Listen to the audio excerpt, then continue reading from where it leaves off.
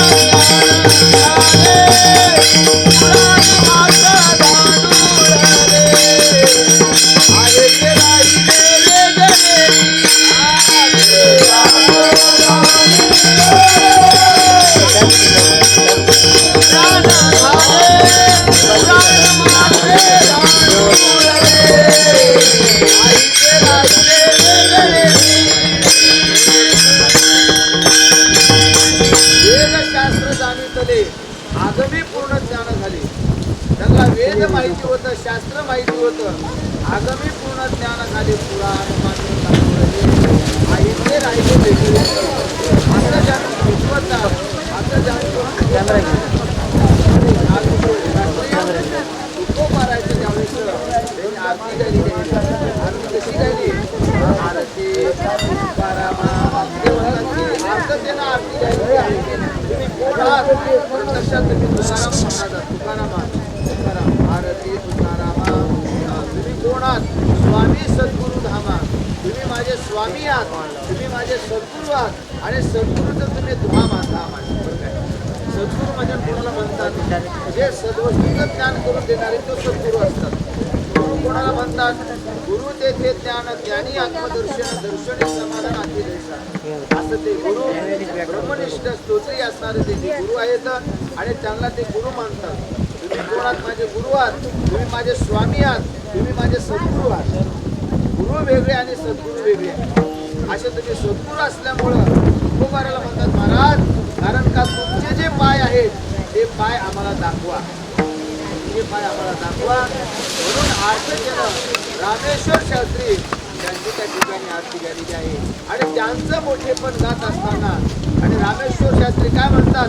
राघवे सागरात पाषाण तारिले जैसे तुकोबाचे अभंग रक्षिले. उदाहरण देतात बरं का रामेश्वर शास्त्री महाराज, तुमचा अधिकार थोर आहे, तुम्ही फार मोठी आहात. किती मोठी आहात ते दृष्टांत देतात. जशाप्रमाणे परशुरामचंद्र लंकेला जात असताना आणि त्या समुद्रामध्ये जसं त्यांनी सेतू बांधलं, सेतू समुद्रातून पलीकडे जात असताना त्या परशुरामचंद्रानं दगड आणि त्या दगडावर राम नामाचं अक्षर घेऊन त्या नळ जांबोटाच्या हातून त्या सेतूमध्ये त्या ठिकाणी सेतू काय केलं? समुद्रावरती त्या ठिकाणी सेतू बांधलं. एवढं सामर्थ्य कोणाचं आहे? सामर्थ्य आहे. तर या समुद्रावरती दगड चालले याच न्यायाने महाराज तुमचे जे अभंग आहेत ते अभंग याच न्यायाने याच न्यायाने पडले. महाराजांच्या गात्यातले एक एक अभंग अत्यंत महत्वाचा अभंग आहे. या अभंगाचा एक एक शब्द महत्वाचा आहे. या अभंगाचा महत्वाचा आहे असं भावपूर्ण असणारं ते गाथ्यातले जे अभंग आहेत. ज्यावेळेस तुकोबाराने ज्यावेळेस ते गाथा निर्माण केली व केले नाही, तुकोबारायला पांडुरंगाने स्वप्नामध्ये जाऊन त्याला जागे केलं आणि काय सांगितलं, करावे कवित्व. ज्ञानदेवे माझी स्वप्ना माझी जागे येऊन सवय पांडुरंग. पांडुरंग परमात्मा त्यांच्या स्वप्नामध्ये जातात आणि स्वप्नात जाऊन त्यांना उठवतात आणि त्यांना आज्ञा देतात, महाराज उठा, तुम्ही उठा आणि मी जे सांगतो ते काम करा. काय काम सांगितलं, काय देवानं काम सांगितलं, कवित्व करायला सांगितलं. कवित्व, ते कवित्व म्हणजे एवढं महत्वाचं कवित्व आहे. कोणतं कवित्व करायला सांगितलं, जे वेदामध्ये सुप्त रूपानं होतं, शास्त्रामध्ये सुप्त रूपानं होतं, पुराणामध्ये सुप्त रूपानं होतं, ते सुप्त रूपानं असलेलं हे जे तत्वज्ञान आहे हेच तुम्ही काय करा, प्राकृत भाषेमध्ये तुम्ही निर्माण करा. ही अवज्ञा कोणी केलं, पांडुरंगानं स्वप्नामध्ये सांगितलं, करावे कवित्व.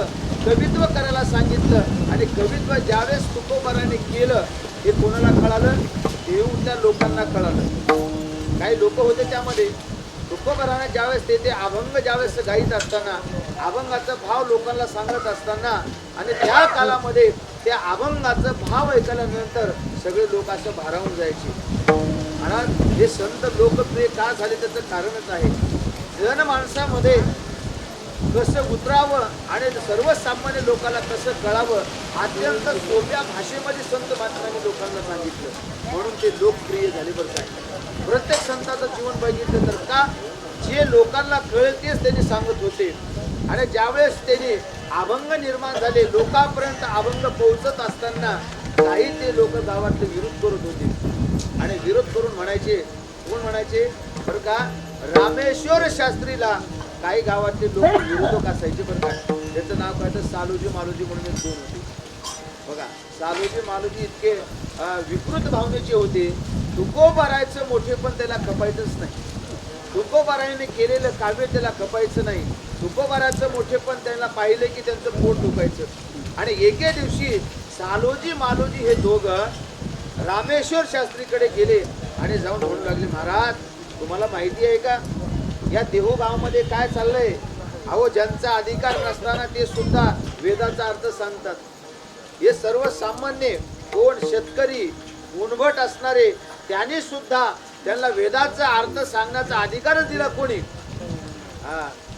महाराज म्हणतात की बाबा आम्हाला कोणी दिला सांगू का, अरे वेदाचा तो अर्थ आम्हासीच, महाराज सांगतात ना, वेदाचा जो अर्थ आहे आम्हाला माहिती आहे, तुम्ही किती तुम्हाला माहिती आहे म्हणण्यापेक्षा आम्हाला फार माहिती आहे.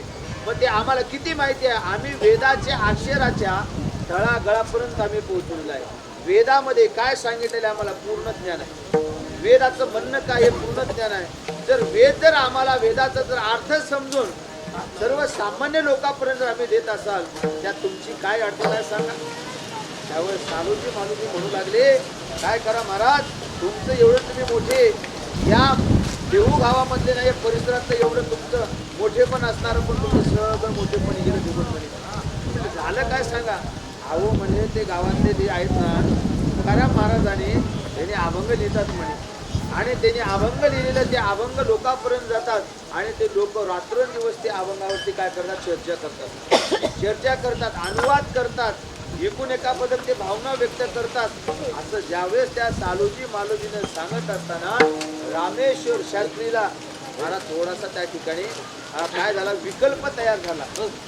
आणि म्हणू लागले, तात्काळ त्यांना बोलवा आणि माझ्या पुढे हजर करा म्हणजे. त्या काळामध्ये शासन होत होतं. त्यांनी गेले आणि तुकोबाराला निरोप देतात, महाराज तुम्हाला रामेश्वर शास्त्री बोलवतात, तुम्ही लवकर या. महाराजांनी लगेच रामेश्वर शास्त्रींच्या पुढे जातात आणि नमस्कार करू लागले. सांगा महाराज, तुम्ही मोठी माणसं आणि मला कशासाठी बोलवलं, काय काम आहे सांगा. म्हणजे काम काय नाही, परंतु काहीतरी तुमचं चाललंय म्हणे. काय चालले, काय नाही म्हणे, काहीतरी तुम्ही अभंग लिहिता. हो अभंग लिहितो. कुणी सांगितलं, त्याने म्हणलं देवानं सांगितलं. ते म्हणत कुठं देव सांगत असतो का, अरे इतकी वर्ष आम्ही एवढं आम्ही परमार्थ करून सुद्धा आम्हाला देव कधी स्वप्नात आला नाही, कधी दृष्टांत झाला नाही, कधी आमच्या समोर आले नाही, कधी आम्हाला बोलणं झालं नाही. आणि तुम्ही म्हणता की देव स्वप्नामध्ये येतात, ते असं का बोलता तुम्ही, तुम्हाला कळत नाही का. आणि तुम्ही ते अभंग लिहायला सांगता म्हणून अभंग लिहिता. तो महाराज मी अभंग लिहिली नाही, कोणाची परवानगी घेतली का नाही, कोणाची परवानगी घेतली नाही, कोणाच्या परवानगीची आवश्यकताही नाही म्हणली. ज्यांची परवानगी तो मला मिळाली, आता कोणाची घ्यायची आहे? त्याने म्हटले आमचं न्यायपीठ असं आहे, आमच्या न्यायपीठामध्ये आमची आज्ञा असल्याशिवाय तुम्हाला काही करता येणार नाही. हे आमचं शासन आहे म्हणजे, आमचं पुण्यातलं शासन आहे, याच्या विरोधात तुम्हाला काही करता येणार नाही. महाराज सांगतात तुमच्या जर विरोधात जर काही करता येत नसत मग आता केलेलं काय करू सांगा. हे जे केलेलं नाही काय करू हे केलेलं. त्यावेळेस शास्त्री म्हणू लागले महाराज आमची आज्ञा नसताना सुद्धा जर तुम्ही केला असाल तर त्याच्यावर एकच पर्याय समजा. काय पर्याय आहे? जे अभंग तयार केलेले तुम्ही वस्त्रामध्ये गुंडाळा आणि इंद्राणीच्या डोहामध्ये बुडवामध्ये जा. इंद्राणीच्या डोहात बुडवा. तुकोबारा ज्यावेळेस रामेश्वर शास्त्रीचे हे शब्द ऐकल्यानंतर तुकोबाराचा अंतःकरण खेचला गेलं. तुकोबारा म्हणू लागले की काय करावं परमेश्वरा पांडुरंगा, कारण या अभंगासाठी या संसारावर मी काय पूर्ण पाणी ओतलं म्हणे. पाणी ओतलं काहीच नाही. अरे माझा संसार एवढा थाटातला संसार होता, ते संसार केवळ मी तुझ्यासाठी गमावला. एवढी मोठी माझी सावकारकी होती, हे तुमच्यासाठी माझी सावकारकी गमावली. एवढी श्रीमंती गेली, एवढी जमीन आहे सगळी गेली. कशासाठी देवा? फक्त याच्यासाठी मी सगळं गमावलेलं आहे. जर आता हे सर्व कमावून जर मला हे मिळालेलं जे असणार हे जे धन असणार जे अभंग मी प्राप्त केलेलं आहे आणि हे जर माझ्यापासून जर जात असेल तर देवा हे मला आवडत नाही. आणि हीच बातमी तुझ्या मातेला कळत. तुझ्या मातेला कळाल्यानंतर तिला इतका राग आला. की महाराज अहो याच्यासाठी तर मी पूर्वीपासून तुम्हाला सांगत होते. काय सांगत होते? या काळ्या विटावर विश्वास ठेवू नका. हे काळ्या विट्या बरं नाही. ज्याने ह्याच्या नादाला लागले त्याचा संसार उठून गेला. तुम्ही कशाला ह्याच्या नादी लागता? अरे अरे काळ्या विट्या मूळ मायेच्या कारट्या रांड तुझी. काय शब्द असतील बघा बोलण्याचे. महिला मंडळाचं बोलणं म्हणल्यानंतर कुठे ट्रेनिंग घ्यावं लागत नाही आहे का? महिला मंडळ जे एवढे जे शिवी घालतात की नाही, कुठे ट्रेनिंग द्यावं लागत नाही, कुठे शिकत नाही. जसं काही गोष्टी शिकण्यासाठी त्याला काय असतात? विद्यापीठ असतं ना. शाळा शिकण्यासाठी शाळेमध्ये जावं लागतं. एक ज्ञान घेण्यासाठी कुठल्या तरी विद्यापीठामध्ये जावं लागतं. कोणती कला घेण्यासाठी कुठेतरी जावं लागतं. पण शिवी घेण्यासाठी कुठं जावं लागतं का? आहे का कुठं विद्यापीठ?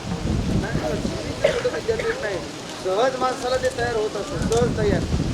कोणी न शिकवलं की सहज तयार होतं. तसंच जिजा मातेचा शब्द म्हणजे एक ओतर शब्द आहे. ती म्हणू लागली की महाराज या काळ्या विट्याचे